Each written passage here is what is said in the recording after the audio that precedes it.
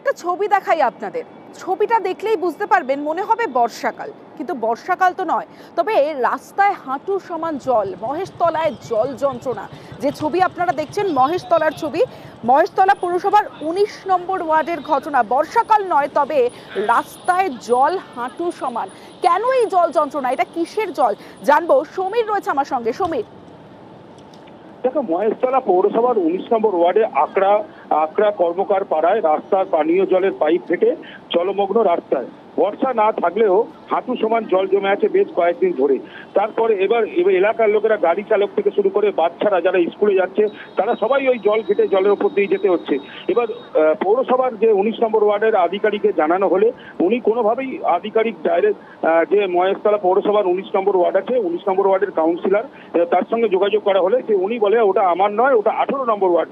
মানে অভিযোগ পাল্টা অভিযোগ, আমার নয় ওর নয়। কিন্তু সাধারণ মানুষ যে ভুগছে, এই যে জলের ওপরে পা দিয়ে যাচ্ছে এবং জলের যে পাইপ ফেটে গেছে, মহেশতলা দীর্ঘদিন ধরে অভিযোগ আছে মহেশতলা যে জল, নোংরা জল আসছে নানা ওয়ার্ডে, কিন্তু এইখানে বেশ কদিন ধরে পাইপ ফেটে যে জল বেরিয়ে যাচ্ছে এবং জলের ওপর দিয়ে মানুষ যেতে হচ্ছে, স্কুল ছাত্র থেকে, পড়ুয়া থেকে এবং স্থানীয় বাসিন্দাদের সবাইকে যেতে হচ্ছে। কিন্তু কোনোভাবে পাইপের সারানোর কাজ চলছে না এবং এখনো পর্যন্ত আমরা যখন খবরটা দেখিয়েছি তারপরেও হেলদোল নেই। তো আমরা চেয়ারম্যানের সঙ্গে, ভাইস চেয়ারম্যানের সঙ্গে যোগাযোগ করেছিলাম। ভাইস চেয়ারম্যান অভিযোগ করে ওটা দেখছি কি করে ঠিক করা যায়, কিন্তু ওই ১৯ নম্বর ওয়ার্ডের, ওটা ১৮ নম্বর ওয়ার্ডে পড়ে, ওটা ১৯ নম্বর ওয়ার্ডে পড়ে না। অভিযোগ পাল্টা অভিযোগ করে ছেড়ে দেয় এবং এখনো পর্যন্ত জলমগ্ন হয়ে আছে। স্থানীয়রা বারবার অভিযোগ করেছে পৌরপিতাকে, কোনোভাবেই হেলদোল নেই। বেশ,